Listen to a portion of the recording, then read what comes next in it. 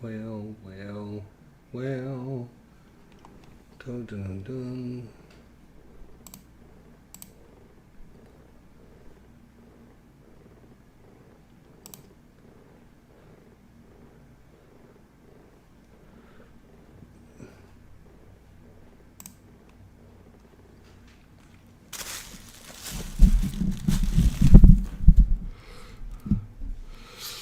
As the sun sets on another day here in the desert sands of North Africa, a battle is about to commence.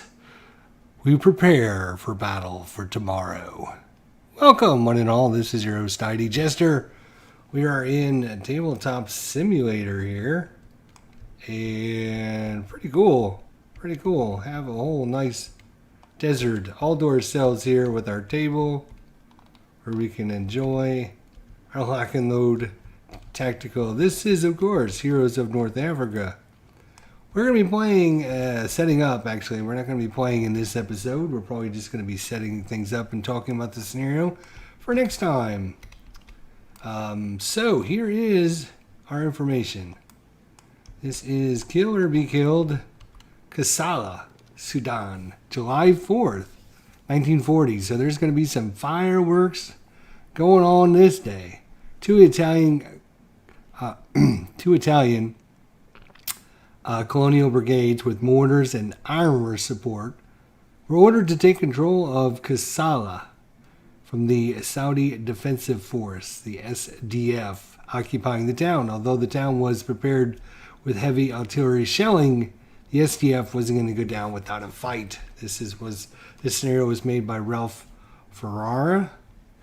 And here is our order of battle. British Commonwealth elements of the Sudan Defense Force set up first in or within 3 hexes of the buildings and the map. They're going to have 6 1745s, 1 Boys ATR, 2 Brens, 2 51mm mortars. Captain Brown is here. And Sergeant, Terhun.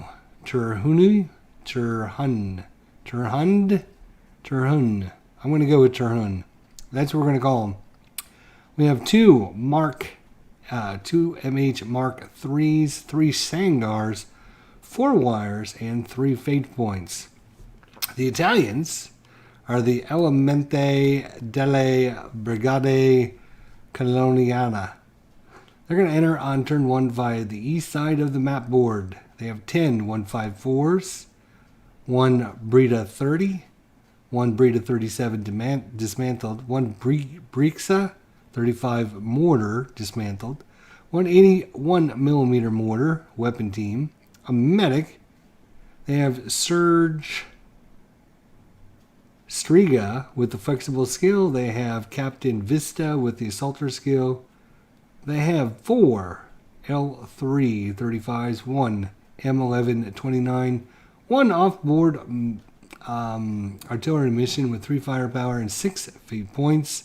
And they will also get reinforcements before turn 2 rally phase. Roll a d6 and the player receives the forces in the table below.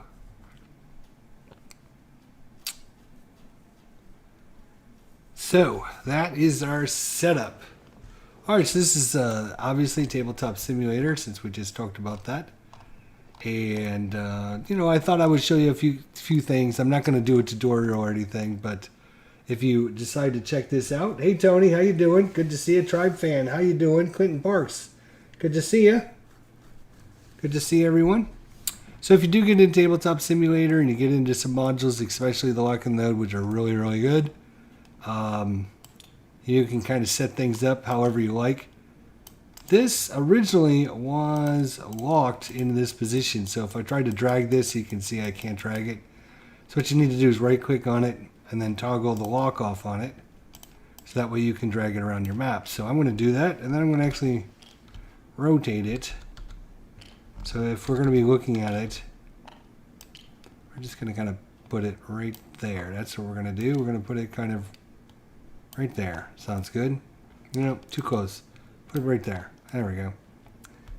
Alright, so if you ever need to look at it, we can just mouse over it. We can hold the Alt key down, and it'll bring it up nice and big for us so we can see everything.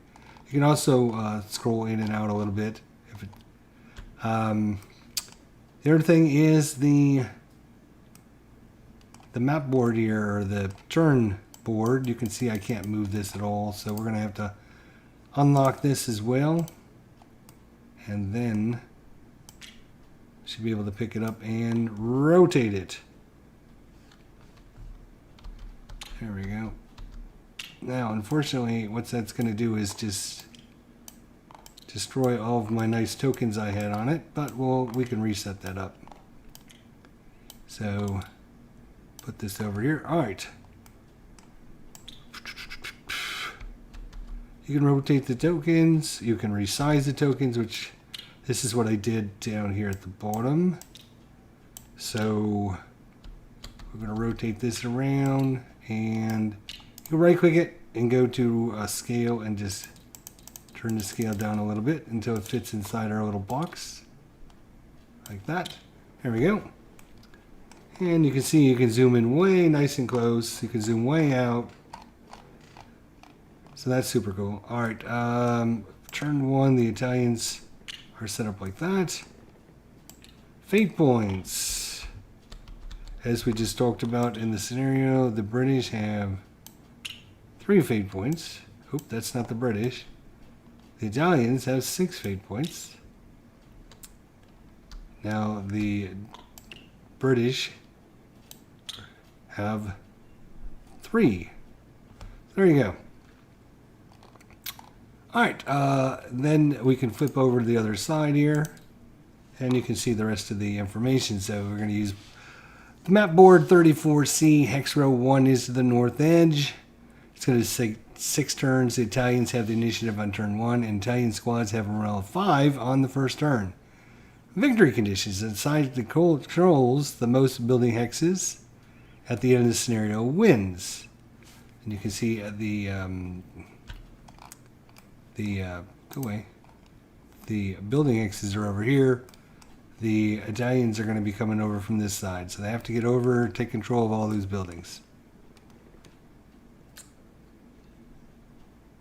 Philip Reynolds trying to learn XSplit, can't figure out how to add sound. I saw that you were posting some videos, Philip.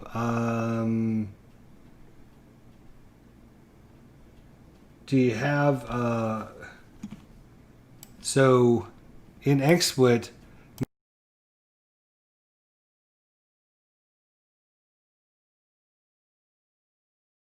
sure that you have that turned on. Oh, I turned it off so you guys couldn't hear me. But yeah, Philip, you don't want this to be turned off. You won't be able to hear anything. So make sure that's not on. And the other thing is, make sure you have your volume turned up, and you can see the little bar underneath here should be wiggling to let you know that yes, it can hear sound. It should be broadcasting sound. So check that out and see if that helps you at all, Philip. All right, so I already got the British units out. So let's, I'm going to put this over here for a second as we look at our units here. So let's go ahead and rotate this. So this is the vehicle that the British have. So it's an MH Mark III. You can see it's not very good with armor. It's only got armor on the front facing. So this would be the front, this would be the side, and this would be the back. And this would be the left side would be the hull, and the top, the number on the right of the slash is the turret. So it took me a little while to try and figure out what the heck all of these numbers, because sometimes the numbers and the pictures, and you can figure it out pretty quickly and easily, but I'm not familiar with this tank, so I had to actually get online and do a search to try and find out. So I think this is what that unit is. It's a Vickers Medium Mark III, maybe. It looks pretty close to what, here's another picture of a Mark III over there. So you have the turret up top with the main gun, and then there's a machine gun on there, and then there's a secondary machine gun that's kind of mounted to the front edge of the vehicle. So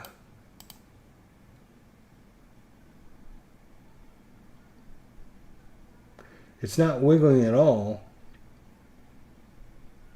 I think it's working. I'll try again. Oh, okay. So let's see. So if we look at the MH Mark III, it has an asterisk here under HE firepower for its main armament. So it doesn't have any HE equivalent. In fact, if we flip it over, so its main weapon can't be used against HE targets. So it must just shoot out regular AP units, because it does have an ordnance table in the back.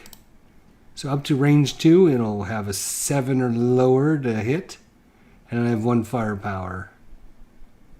On up to range 4, it's a 6 to hit and 0 firepower, and up to range 8, 5 or less to hit, and it's a firepower of actually -1. So these aren't the best tanks in the world. Let's just get that out of the way right now. It has this 1 star. So we actually have to go,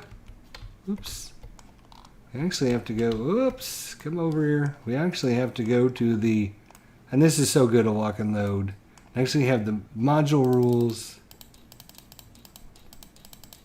ready to go for you, plus the core rules, plus all the charts and everything. So this is the Heroes of North Africa module rules.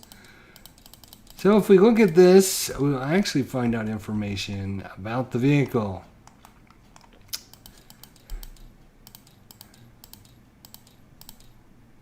Alright, on page number 15, 15.7, the 1 star MP machine gun range. So the British Bren carrier, the Valentine, and the MH Mark III, and the Italian M1340 all have an 1 star firepower machine gun.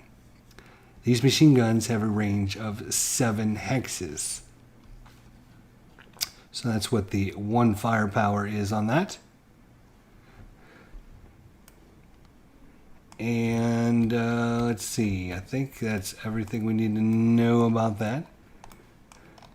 So that is represented, the little star means that is the one that's on the turret. The little one on the turret above the head is its turret. Then it has a secondary machine gun, which I showed you guys in the picture, I think. And that's going to be kind of like this mounted machine gun on the front edge of it. So like down in here is another machine gun. Some of these pictures, really don't help a lot, but here's a Mark III image here. You can see the machine guns mounted up front. You can see the machine gun on the turret as well. And then you have its main armament gun there. So that's what these 3. So this star 1 is the one on the turret. You can shoot out to range 7. It has 2 machine guns, but it's mounted down below. And then it has, it's got its main gun that will do, not a lot of damage. It's not going to go through a lot of armor.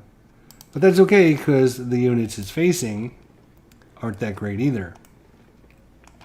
So what else comes with the British side? So we got a sergeant here, 606. They have a 716, Captain Brown. We have some squads, 174s with a morale of 5. They have some 51 millimeter mortars. They have some wire hexes. They have some Sangar hexes. Actually, I'm going to bring this other Sangar back here. They have 3 Sangars. This goes over here with this. They have a Bren machine gun, a couple of them. And they get the boys ATR. And of course the 2 vehicles. So let's look at the map. So obviously the Italians are going to be coming over here. The whole map is available, even the half hexes. And there are some special, or not special rules, but some information on the scenario. Terrain, play all sand hexes as clear hexes. So no sand hexes in here, they're all clear.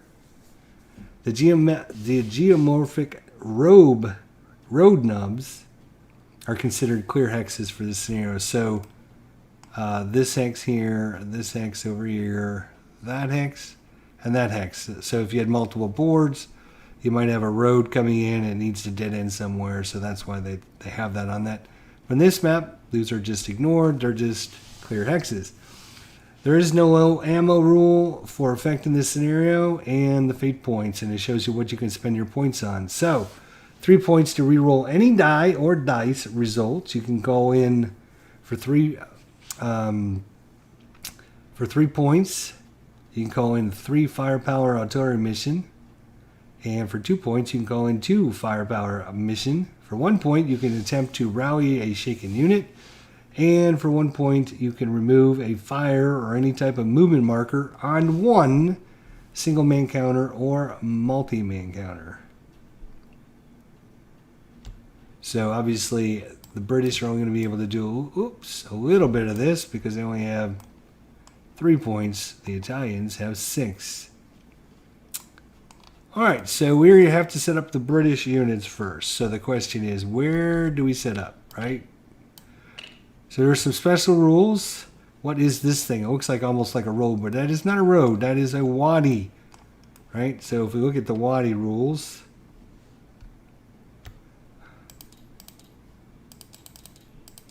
let's see if I can find the wadi rules from over here. I think that's the page. No, that's not the page.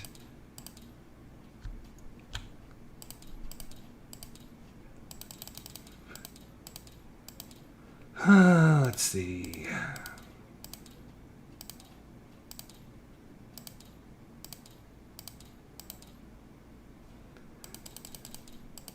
Maybe it's in the oh,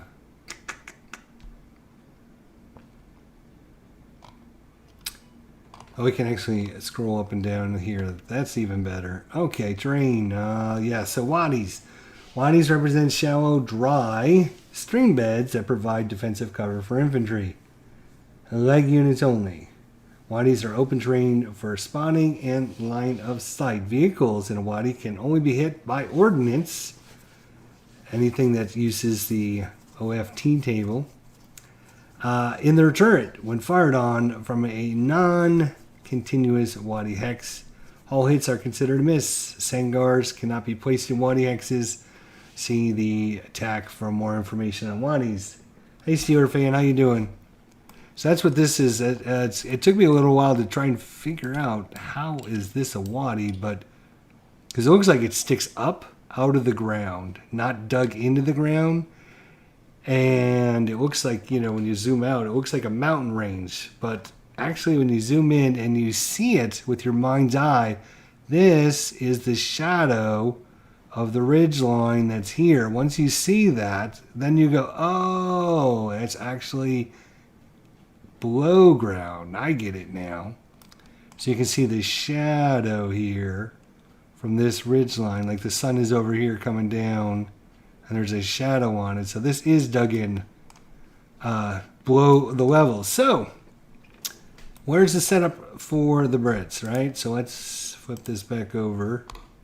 So the British can set up anywhere within 3 hexes of the building maps. So here are the building hexes. So you can set up anywhere 3 hexes within. So 1, 2, 3, 1, 2, 3, 1, 2, 3, 1, 2, 3. The closest they can set up is there. So if we were to put our tanks in the little wadi hexes, right, they would actually be emplaced, which means nothing that hits their hull. They can ignore all hull hits because the only thing that's sticking out is their little turret. So that's an advantage to doing that, to be honest. Let's get rid of that. And 1, 2, 3 hexes of this building, so we can set up there. There's a bridge hex here, and there's some special rules for the bridge. If units come in, they can go across the bridge, and only vehicles, you know, can go in on the bridge like that. regular units can as well. So units that were like inside the wadi, if they were moving, they're going to move. They don't move on top of the bridge. They move under the bridge, actually. So there's some special rules on that as well. Do I have no retreat to Russian front? No, I don't have that. I don't have that.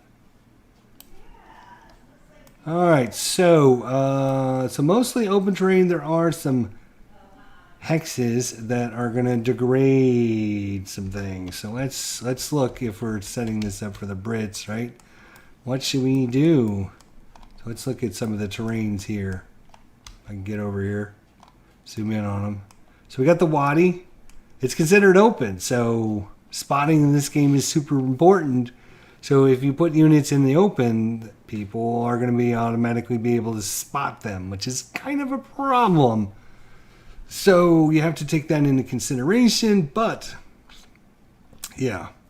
The other thing is we have scrub on this mat. Scrub is degrading, so if you're shooting through it, it degrades your firepower by 1, or your 2-hit roll by 1, and it gives no modifier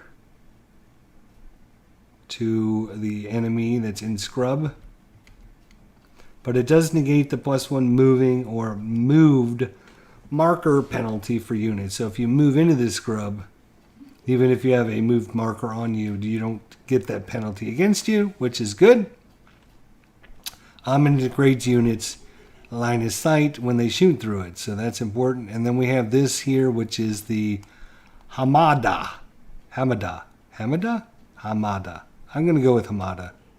It's also degrading, so shooting through it lowers your firepower. And it does give +2 terrain modifier to the defender in that hex. And vehicles must check for a bog when entering the Hamada. Infantry units using double time only add 1 movement point to their movement factors if they enter at least 1 Hamada hex during their impulse, because I guess the reason being, if you're entering this type of terrain, it's going to slow you down even if you're trying to double time, because it's all rocky and not smooth and everything. So it costs 2 movement points for leggy units to move into it. And these will be your T, O, and R's for your different vehicles.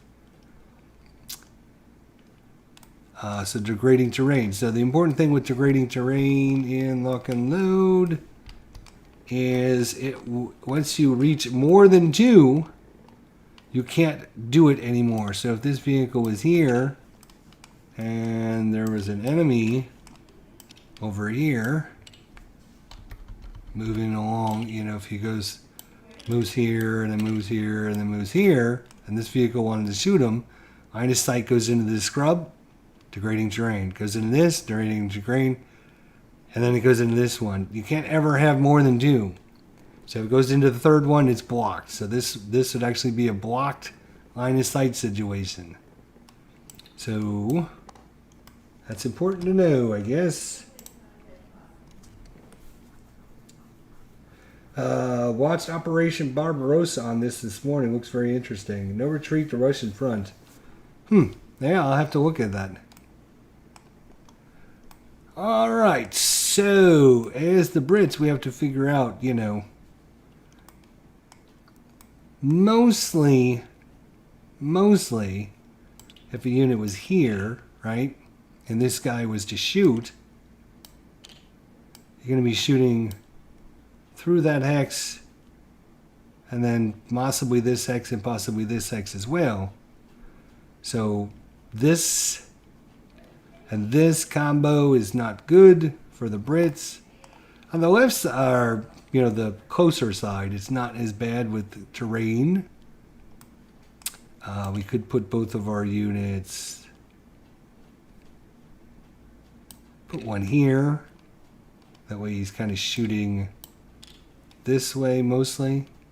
Now the way Lock and Load does their facing with their vehicles in tactical is they point to the hex spine, and then they can shoot from one hex to the next hex, so they could fire.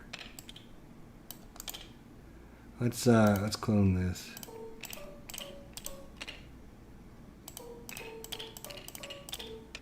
So that anything in those hexes or in the middle of there would be in its line of sight for its main armament. Now it can shoot outside of that, like if this vehicle was over here, but you would have to actually rotate left, left, left, left. And then so when it does its attack, it's actually going to take a penalty for that. Rotate right, right, right.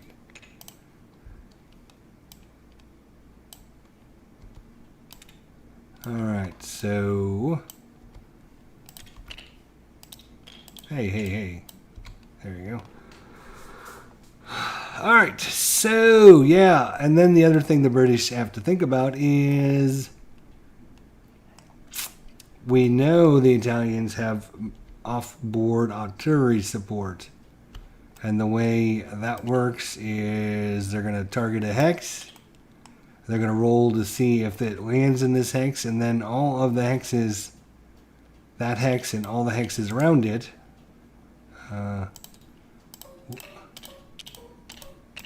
would then get the attack. Now it might, based on the dice roll and everything, if they target this hex, oh shoot, let's undo that. There we go.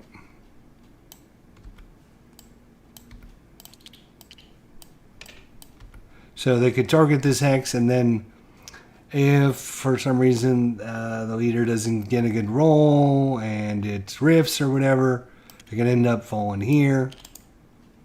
And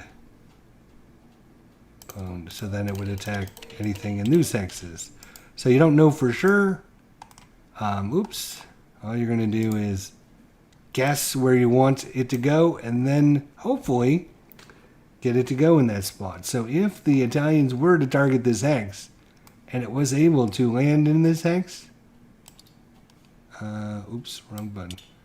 Where is the, oh, did I just delete it? Wow, that was really bad because I don't know if I have another copy of it in here. Let's see, does it put it back in there?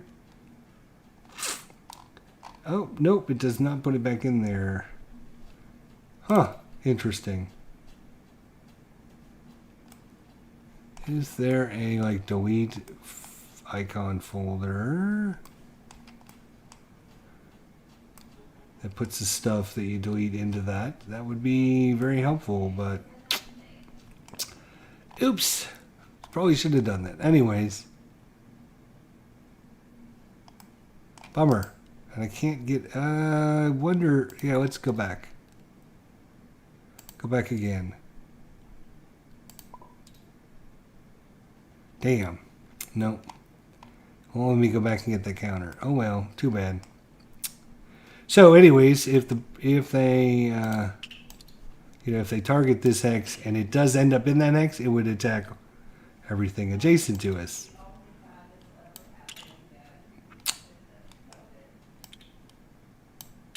Which could be a problem. Which could be a problem. So you don't want to, I guess what I'm saying is we don't want to bunch all of our British units, just bunch them all together in the same hex. Because if they call down mortar, that could be a problem, right? That could be a problem. So we do have some defenses. So we have wire and we have this Sangar. Now Sangar is clear. So if we put it here and we put a unit in there, right? He's going to get a bonus of +1 if he gets shot at. But for spotting purposes, he's actually spotted because he's in a clear hex, and this is considered a clear as well. So the Sangar, if we don't want our units to be automatically targeted or spotted, we're going to have to put our Sangar inside of a hex. Now, because this has got shrubs, it's not automatically spotted. Your units are not automatically spotted in that hex. So if we put the Sangar in there, we would be able to not have to worry about being spotted. The wadi here is automatically spotted because it's considered clear. I think we just looked at that, but I'm pretty sure that's the case. Let's just double check.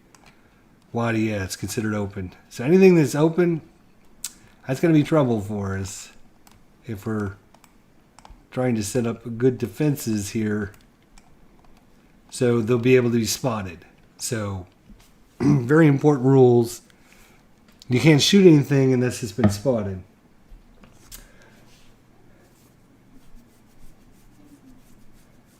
Where can I buy some APBA baseball sets? In the official store, they are so expensive. I live in Brazil.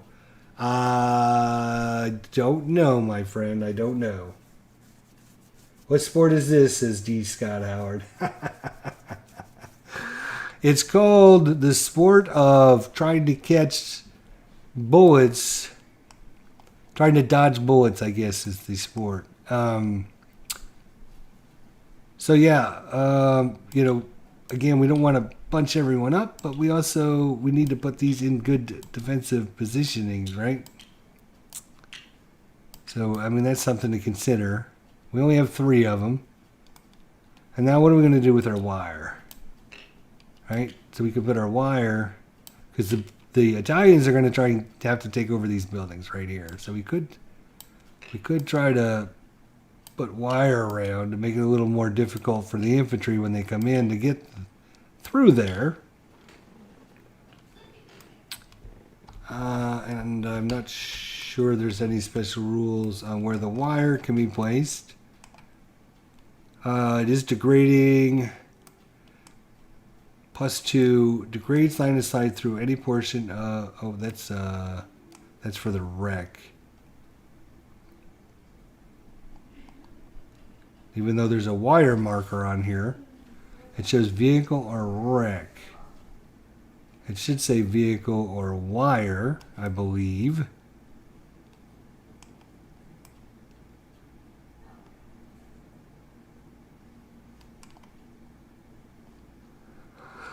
We can use the rooftops in this scenario. So that's something to think about. I don't see anything else for wire, so we'll have to look that up. Definitely we'll have to look that up. I think that's a good position, though, for the wire. Either that or just flat out, right behind our... that might be a little... I don't think we can put wire in there. Maybe like something like that. So if they're trying to cross the bridge, they got to go in the wire.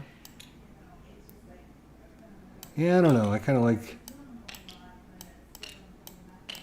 something like that, maybe. Put wire out in front of, around the town. Put the sandgars. I'm going to face them that way. So they match all the units. It would look kind of stupid if they were like this way, right? And then your unit was on top of it. It's like, he's looking out that way, isn't he? No. So I have to do it the right way. So I think they're there, and let's see, where else is a good spot? Maybe back here by the town. We do have to protect the town. That's our job. Doesn't matter how many units we lose, we have to hold the town, right? Let's flip it. Victory conditions is the side that controls the most building hexes at the end of the scenario wins. The British Commonwealth control all 5 at the start. Right, blah, blah, blah. So we have to hold 2, 4, 5. So we have to have at least 3 of these at the end of the scenario. We do have some nice 51mm mortars, but it only goes for a range 2 to 9. We could put these on the building hexes. We could put them in the wadi, as a matter of fact. 1, 2, 3, 4, 5, 6, 7, 8. So anyone coming on. But I think having them back farther would be better, to be honest. So we have a total of how many units? I think we have a total of 6 units. We have an AT, a Bren, and 2 mortars. So everyone's going to get a weapon except for one guy. That's just the way it is. So we have 1, 2, 3, 4, 5, 6. So guess what? You're going to get the Bren, you're going to get the Bren, you're going to get the rifle, you're going to get the mortar, you're going to get the mortar, and you're going to get nothing. Now we got a leader and a leader. Where are the leaders going to go? Probably one back in the back to help rally any units.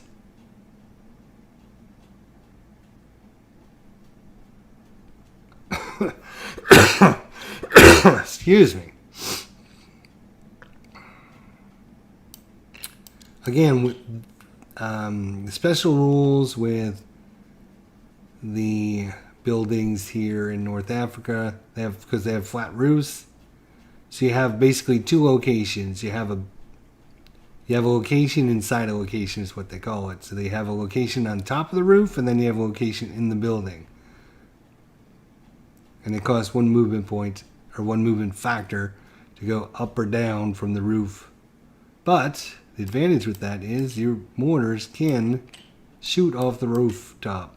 And normally there's a counter that says rooftop, but I think I might have deleted it.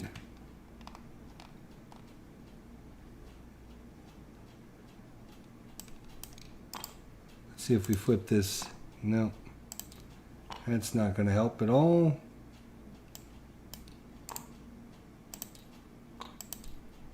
Yeah, okay, that's not going to help at all either.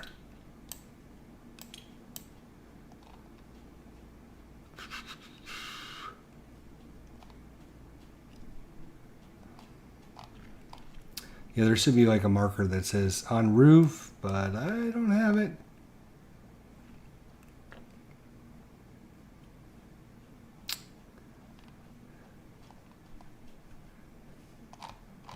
Bummer. Unless it's on the back of one of these counters that I already put out, maybe. Let's see. Nope. I didn't think so, but thought I would check. Yeah, it's not that big a deal since I'm playing solitaire. We know if we put these guys out here, it's a mortar unit. It has to go on the roof. It couldn't go anywhere else because it can't. If he's inside the building, he can't shoot a mortar. Now the question is, do we want to put this guy here? Probably, yes. And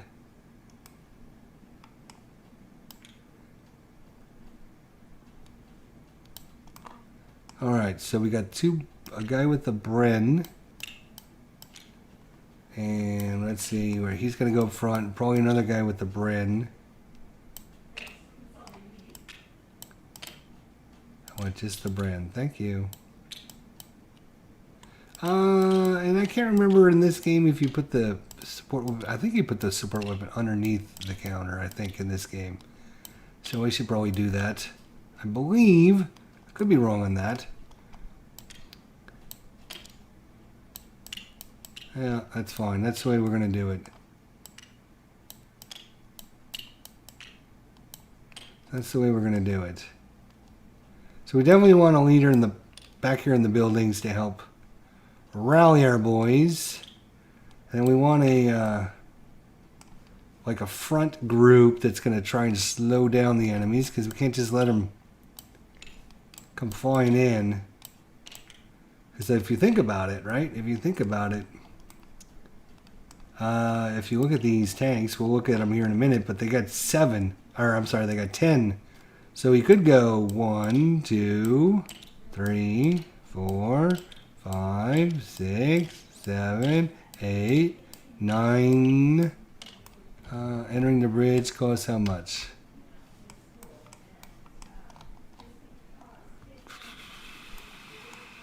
One.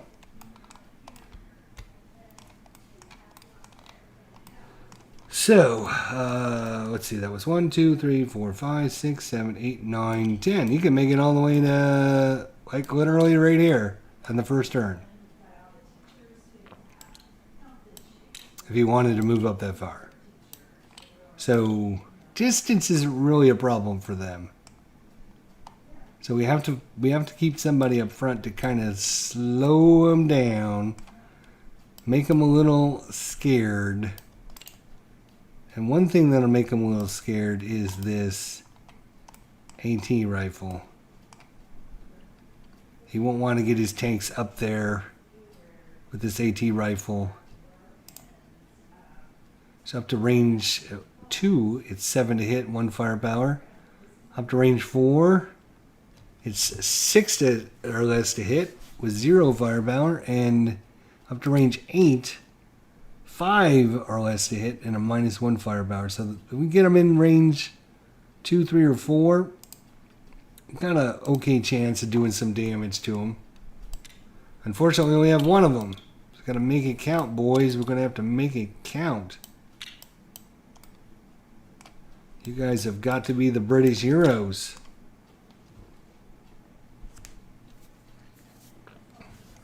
You got.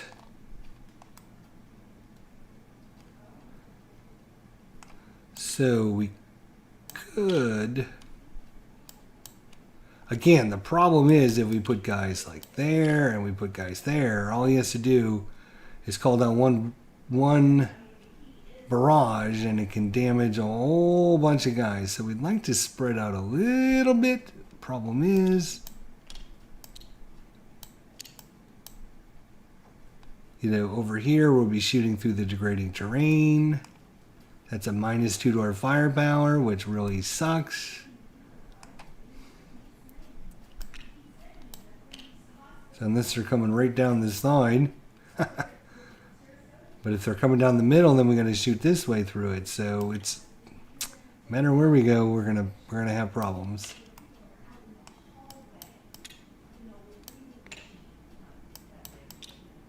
Where's our AT gun? That's the Bren. Okay.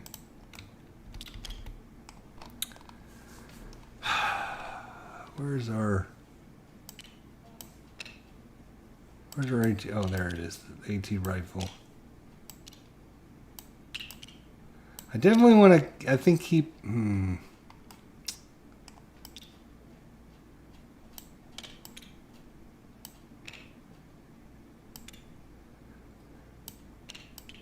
So, I don't think...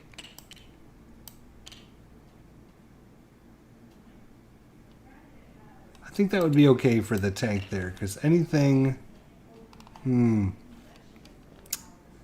Again, his...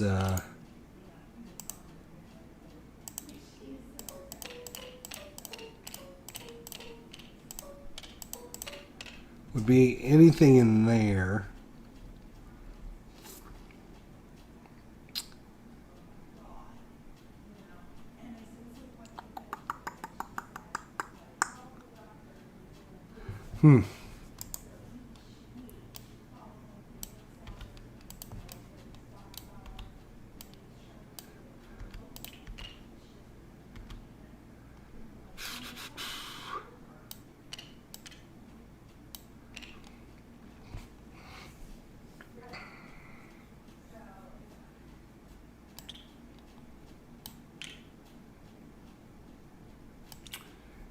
That Bren can shoot up to 7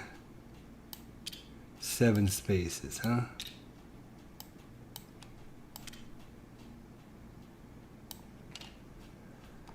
Oh boy.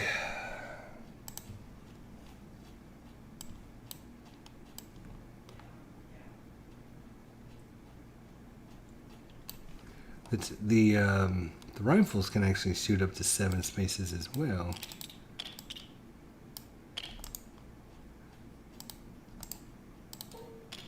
So this guy would actually have 2 firepower up to range 7. That's not bad.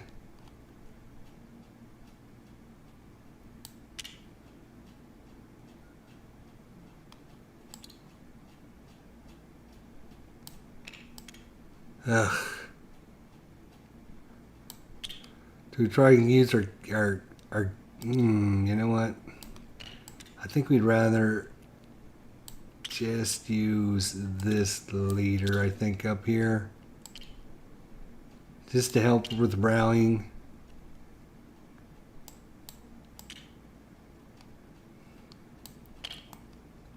So we will use this Sangar right there for cover. Now mortars don't have to worry about degrading terrain as long as they can see the target. The only thing they have to do is be able to spot it. So again, if that unit was there, he would line of sight would go through there and through there, but he doesn't take any penalties because he's a mortar unit. He shoots it over the terrain. He just has to make sure he can see them.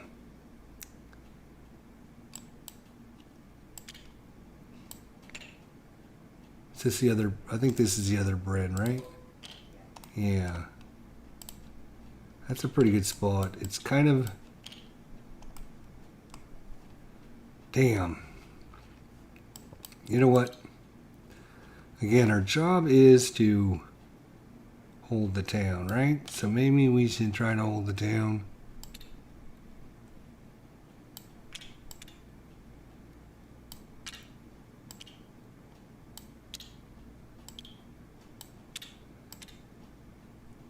There's a Bren there. We got a mortar here. We got a mortar here. We got a Sangar over there. That leaves us with one little unit left. And we're not jamming too many guys together, which is ultra important. We'll just leave this guy all the way out here by himself. So the next question is, do these guys want to stay buttoned up? And I think they do want to stay buttoned up because this way none of their small arms fire will do any damage to them. The only thing that will actually be able to do anything is if we look at these tanks that they have. So let's look at the, we haven't looked at the Italian forces yet. So they have a leader with the flexible skill. And I'm actually, you know what I'm going to do? I'm going to clone this guy. And I'm going to scale him down.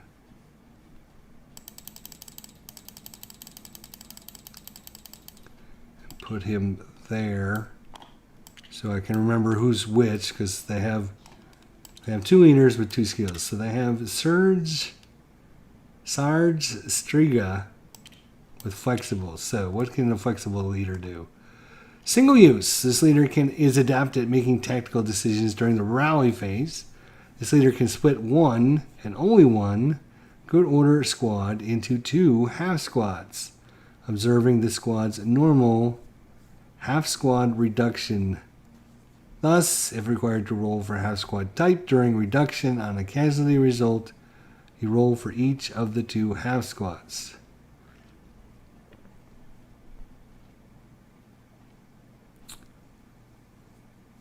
Required to roll for half squad type during reduction on a casualty roll, you roll for each of the two half squads. Oh, okay, I think I understand that. But that's Surge.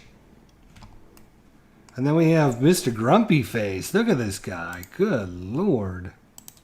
He's not a happy camper. He's like, damn, I do not want to be here. So that is Captain Vasta. There we go, Captain Vasta. Actually, we can make it a little bit bigger. There we go. Leader only. Units stacked with this leader are given assault movement capabilities. So he can move and fire, or he can fire and then move with all of his units. So he's probably going to have a lot of units stacked with him. So that way we can get some firepower going.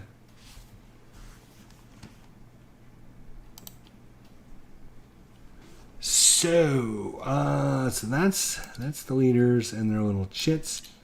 They also have a medic which will help rally units or get units that are wounded. So let's look at these tanks that they have, right? So these tanks, again, because I didn't have any idea what the heck these little tanks are. These are the craziest little things ever. They're like miniature.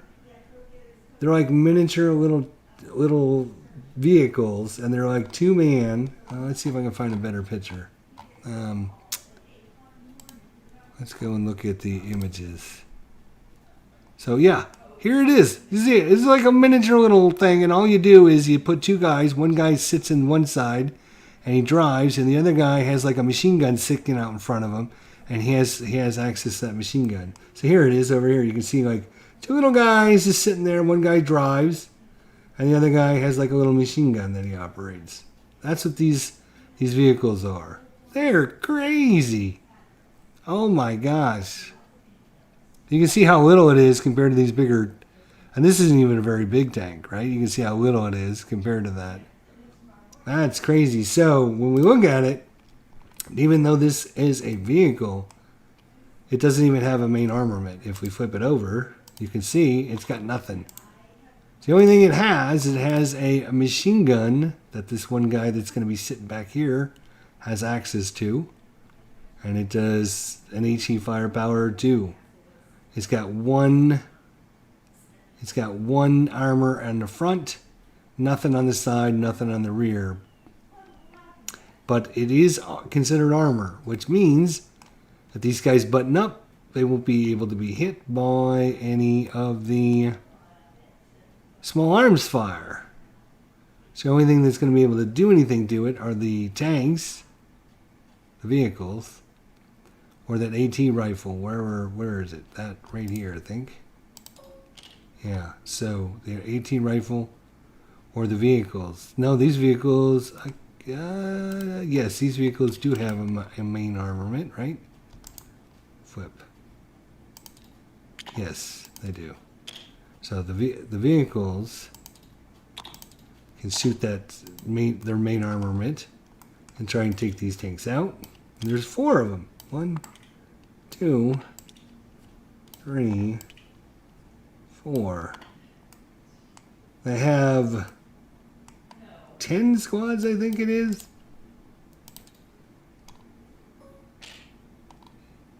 Hello? Where did they go?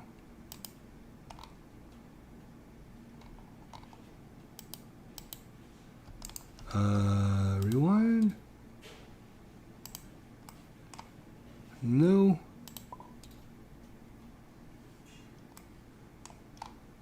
Huh. Not sure where they went. I think they went under the table. I don't know. That's not good.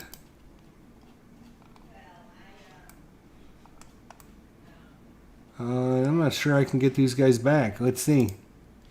Let's 1545.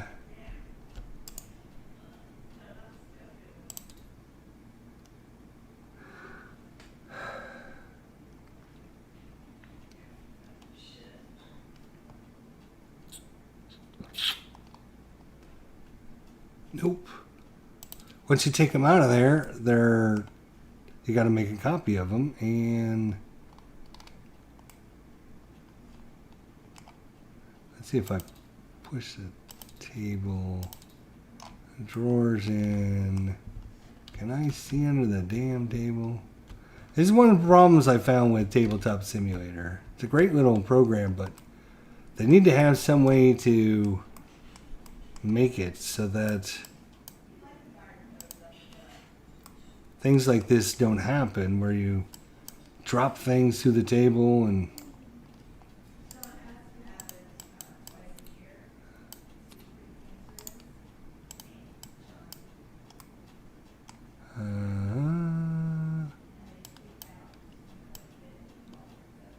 let's just move that out of the way. Put that up there. I mean, you can see there's like a little dot here. I don't know. Damn. I don't know what we're going to do. Gosh.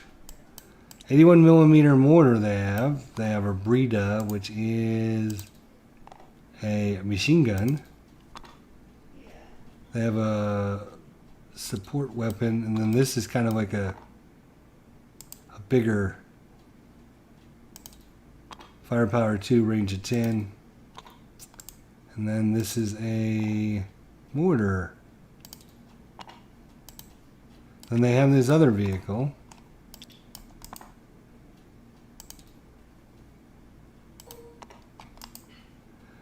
This has a main armament, and it's got a machine gun. And that's it, I think.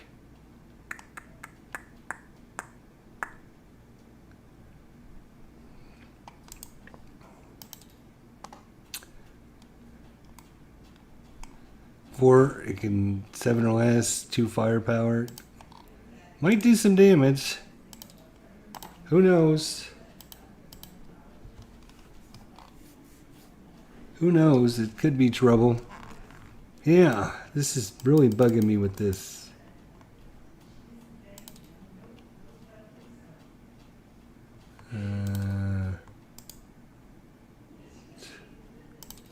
Toggle lock. I'm not sure what this is supposed to represent now.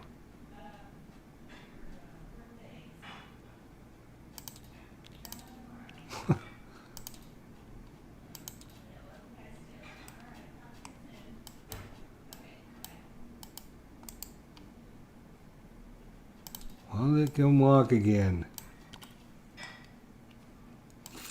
Yeah, I'm gonna have to try and find these units. That's one of the, you know what, I hate to say it, it's just these small issues. I remember when I played Tabletop Simulator before. It's beautiful and it does a great job, but it can really mess up things when you lose things or it falls in the table or whatever. And this is where I tried to expand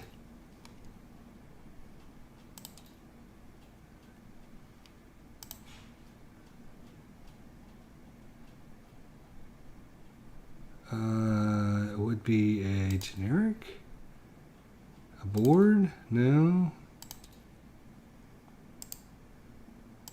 and it keeps locking itself, which is not helpful. Let's see if I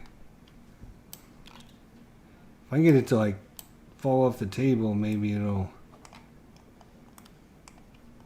Nope, it comes right back to the table. Well, that doesn't help at all.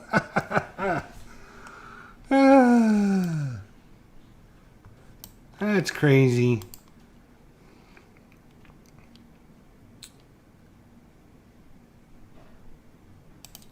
Auto raise. Sticky. When picked up, objects above this one will be attached.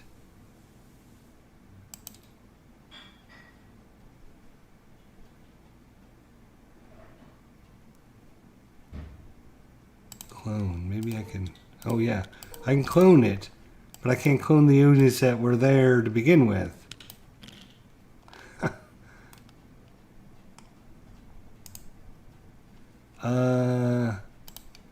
All right, let's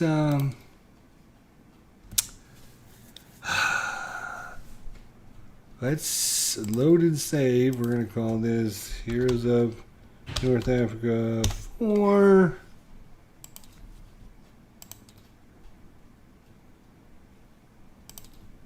Let's go back to the main menu and exit and come back in. Maybe it needs to like reload that stuff. Who knows? And we have Heroes of North Africa. Nope. You can see it has to set the little token again. God, boy.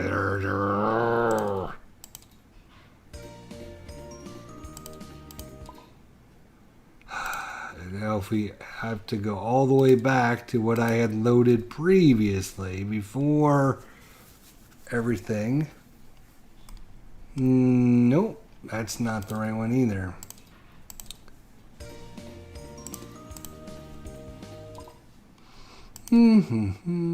Let's try that one. How's that not right?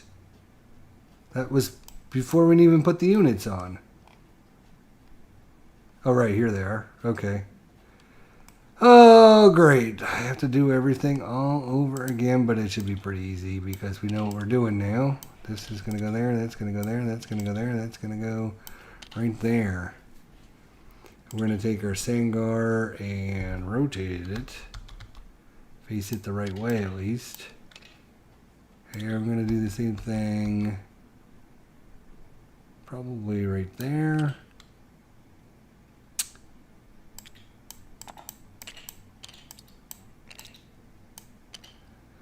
Alright, we're going to take this unit and the mortar. What a pain to have to redo this. That's... Put that right on that building. Boom, there you go. Take this guy with the mortar. And I think we're going to put him in the Sangar. Right there. We're going to take this AT rifle and the leader.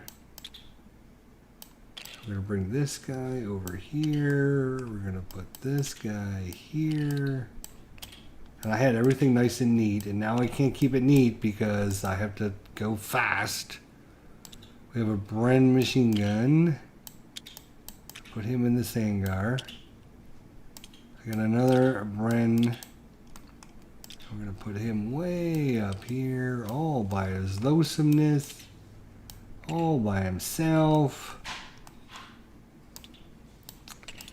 And then the last guy, I think we decided we were just going to put him in the Sangar back here to help protect the city.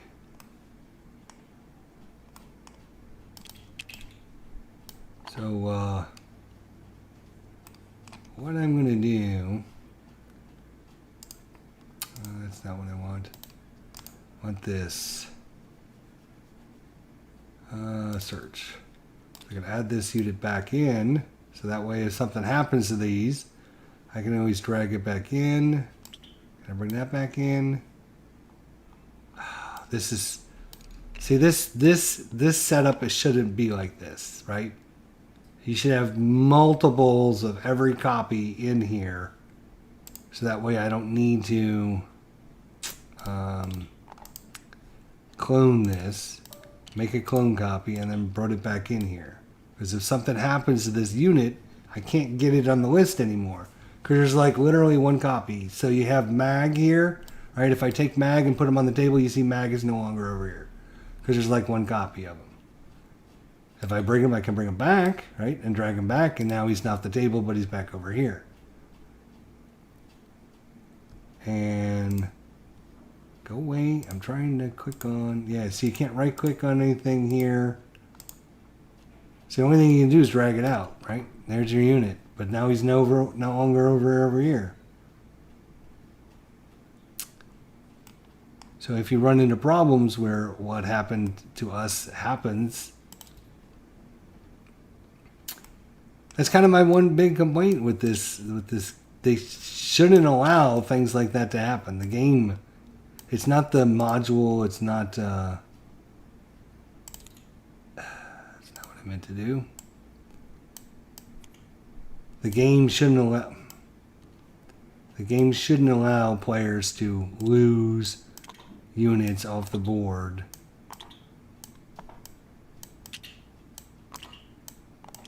And I'm not going to... Oh, Jesus, I have to recopy this again.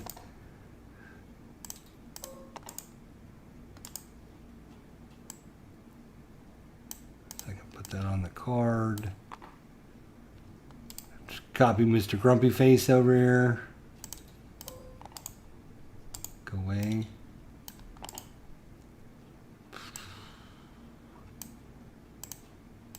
The game should be programmed to not allow you to lose things from your table.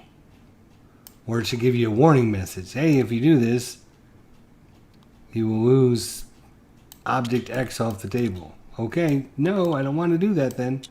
Oh, okay, then we won't let you do it. Not just to have things disappear. I remember when I had Tabletop Simulator a while ago. I gotta reset everything up. It's driving me crazy. Oh, and we got that guy off the I gotta drag him back up there, or I'll lose him. Not that I need him.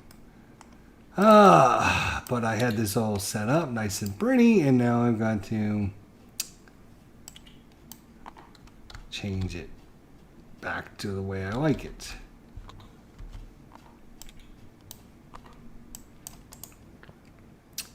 Sorry, guys. We gotta unlock this so I can actually do something with it. There we go. Oh, that's cool. It did, having it up in the air, like I did, kept all the units on it when I was spinning it, which was cool. See that?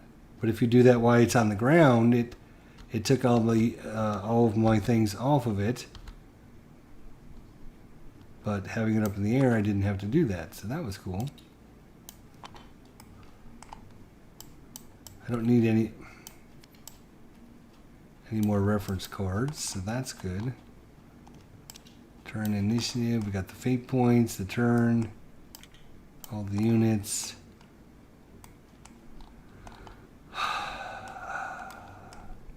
Got all the markers up there. How many, oh no, let's see what happens if I go to, oh wait a minute. Before we do anything, let's freaking save it. I shouldn't have to save this every 2 minutes.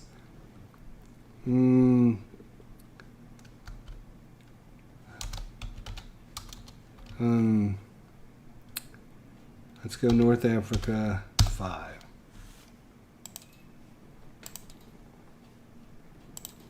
Alright, so let's try and... Yeah, it does not like that with these units. So I don't know what this number 1 means. Grab.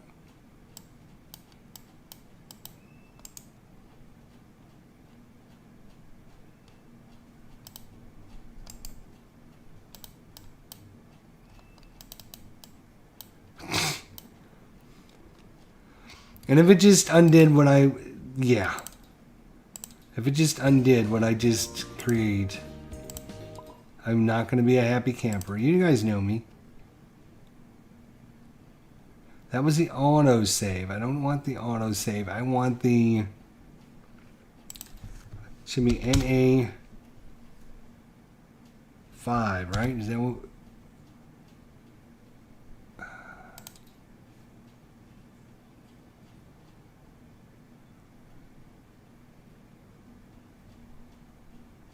$535. I think that was...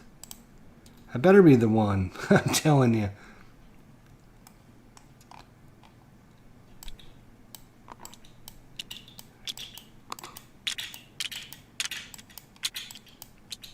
Two, 4, 6, 8, 9. Yeah, okay, so I had to put that one back in. We need to clone one of these guys, so we have 10 of them.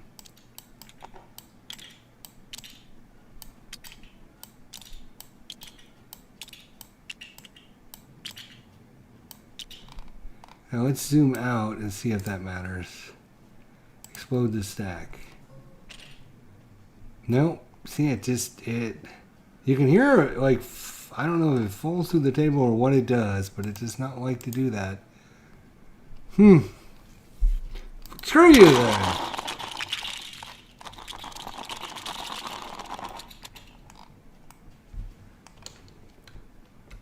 I just flipped the table.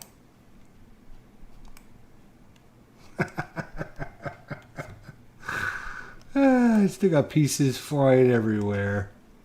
Oh, I can go back though. Oh, wait, here they are up here. Interesting. I did not see that before. But how do I get them back now? Is the...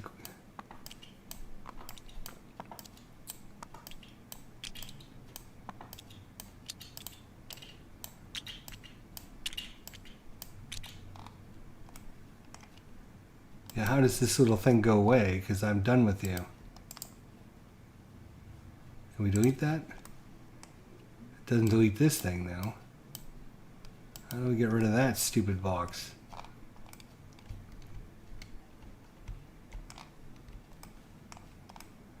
Crazy. Lock. Let's not lock it and let's delete it. Oh, there we go. All right.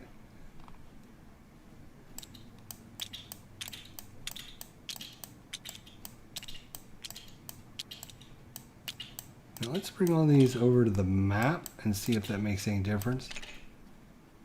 Oh, look at these guys are all wiggly and jiggly. And oh yeah, because I had separated these earlier into some nice, neat, organized piles.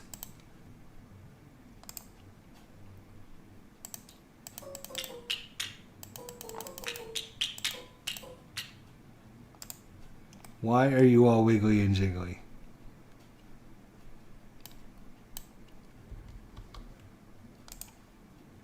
Clone.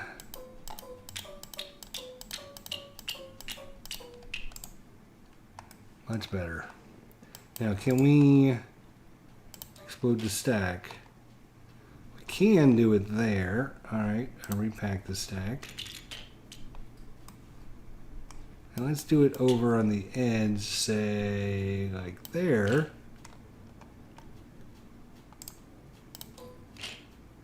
Okay. Maybe you just limit it on, it doesn't make any sense, but where you can do it? I don't know. It's dumb. It shouldn't let you do that. It literally should not let you do that.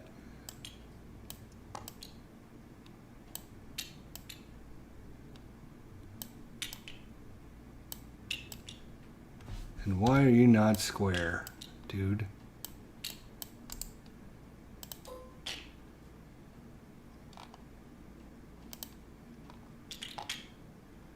You can square everything up by exploding the stack and then repacking them, which is nice. Most everything gets squared. As long as you don't have like 15 counters in there, it'll mostly stack them really nicely for you, which is super good. All right, anyways, we were looking at what the hell they got. They don't have much. They don't have much, but I know I love you. All right, so they got they got plenty because they got lots of guys to bring in. They got lots of vehicles to bring in. They got some mortar. They got a mortar team. They have a weapon of champs, and they got a couple leaders. And not everyone can defensive fire all at the same time. Even if they all defensive fire, they're still going to be. All right, so I think that sets. I think we're set. I think we're set up. I don't have time to start a scenario or anything like that right now because we'll be eating dinner here in a few minutes. All right, we're gonna put our British oh, there it is. I think it's this one. Oh, let's make a clone of it. Clone. Put it back in there in case we need it. Search. I mean, why? It just doesn't make sense that it.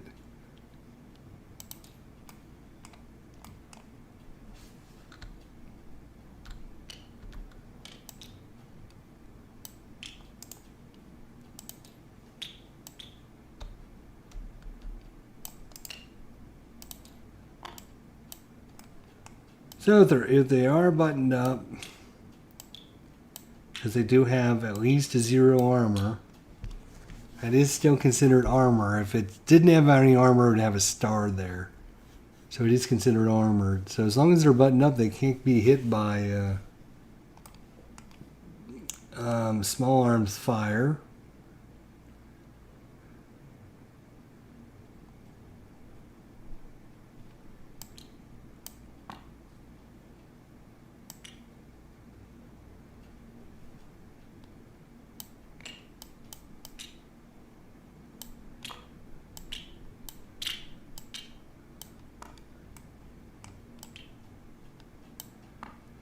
All right, we will menu. No, we don't want to. We want to go game save. North Africa 6. Save.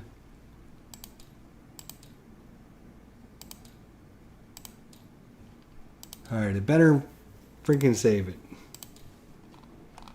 But yeah, I think we're be ready to actually play this scenario now.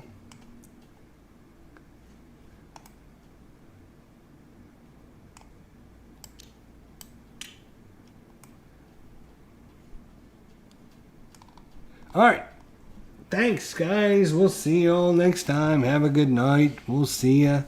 Hopefully you'll be on with me later and next time. The only problem I foresee is these hexes are really a problem for the vehicles.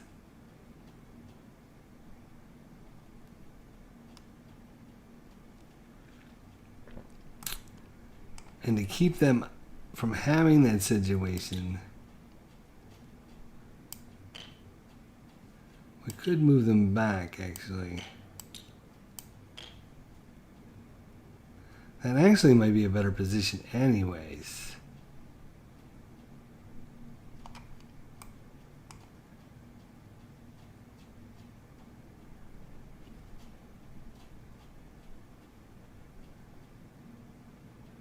They're still, they still would get the hull in place because they're still in the Sangar. I believe, let's look. Maybe not. It doesn't, I don't think it says anything about it has to be facing a certain way. But I mean, it makes sense that if I'm here, right, if I'm in this hex, I got my vehicle dug in there. But it just says it has to be in a Wadi hex. It doesn't say it has to be facing a certain way. I'll have to double check on that, but I think that is a better position for these two. Although that makes a problem for us with jamming everything too close together again. So I might have to move. Oh, you know what? We can't put this guy out here. We have to be within 3 hexes of the building. Right. 1, 2. Oh, 1, 2. We could put him here. We can put him here. We can't put him over here anyways. So, yeah. I mean, we can move. Once, you know, we can activate to move. We do have to start within 3 hexes of a building. I'm wondering if maybe I put this guy... Well, he'll be out in the open, though.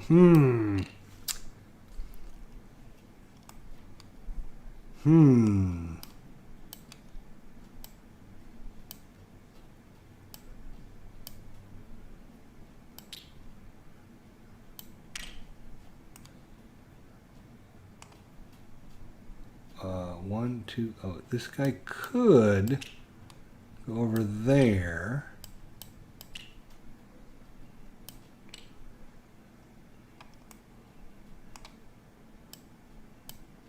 Then we have a nice little group of guys to target, which I'm not happy about.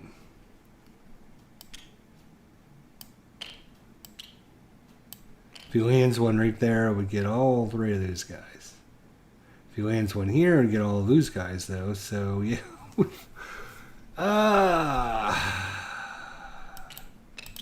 Was this the, yeah, it's the Bren guy. I do want to keep a couple guys up front, and I like the position of those vehicles. So we're going to have to move these guys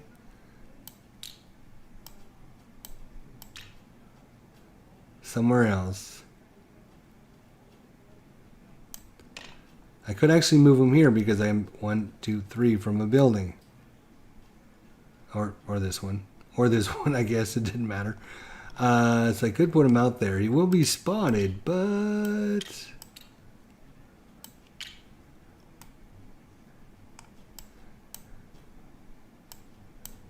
You know what?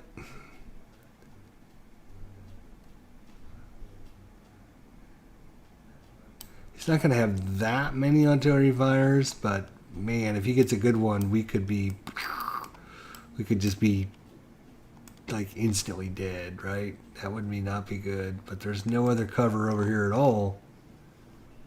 The only cover here and here.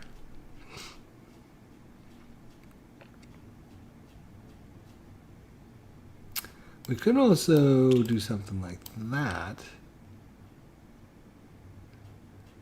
So if they do try to come across the bridge, they got a lot of stuff to go through.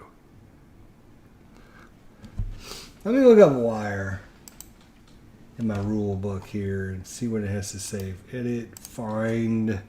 Let's see what wire says. They cannot be placed in a hex with another fortification, but it can be in a hex with... Oh, that's for... What is this? Oh, bunker. Let's go next. Wire. It costs leg units 4 movement points to enter a wire hex. This is total, not in addition to other terrain in the hex. Hence, wire placed in light woods costs 4 movement points, as does wire placed in clear terrain. Vehicular movement cost to enter wire hexes is listed on the terrain chart. Remember, units can always use all their movement points to move one hex. T movement class vehicles that move through a wire hex remove the wire.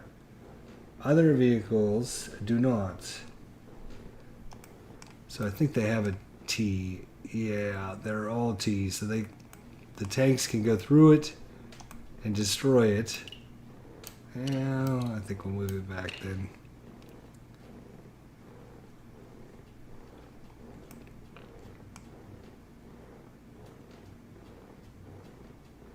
Damn.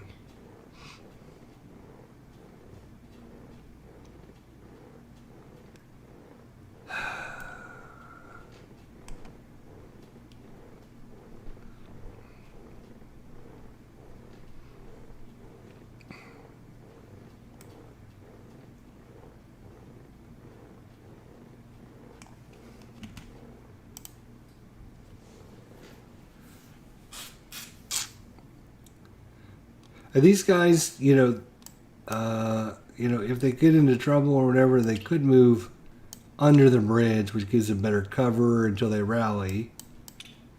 I want this leader somewhere close, so if these guys become broken, he can move over there to help them.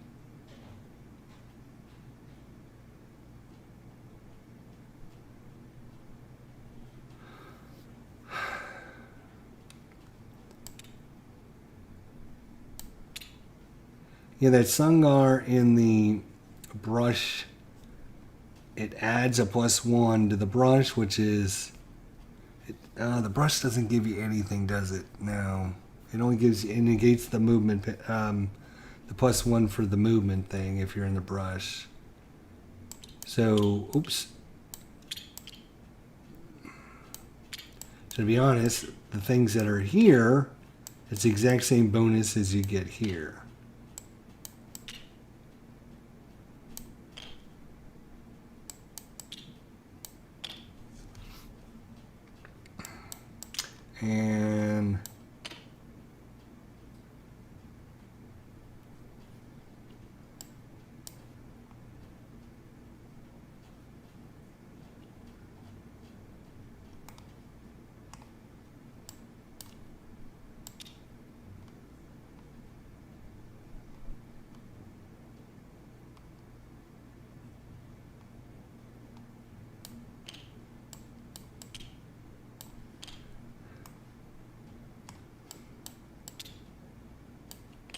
And then he's shooting through the brush, which is degrading terrain. So let's put him out here. I was going to try and keep things organized. Guy, wire, guy. But if I'm shooting through the brush, that's no good. That's no good. Although this guy will be shooting through this, so that's no good either. These guys will be shooting through that. Yeah, well, I think that's a better setup anyways. I think that's a better setup.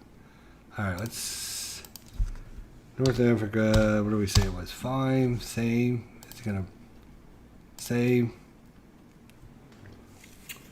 All right, guys. Well, I think dinner will be anytime. So that'll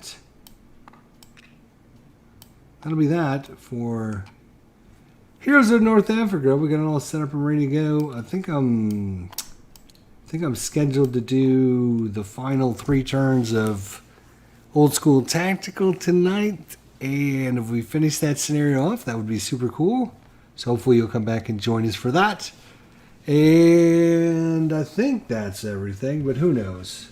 All right, we'll see you all next time. Thanks to D. Scott Howard, Steeler Fan, Philip Reynolds, Quentin Parks, Tribe Fan, Tony, and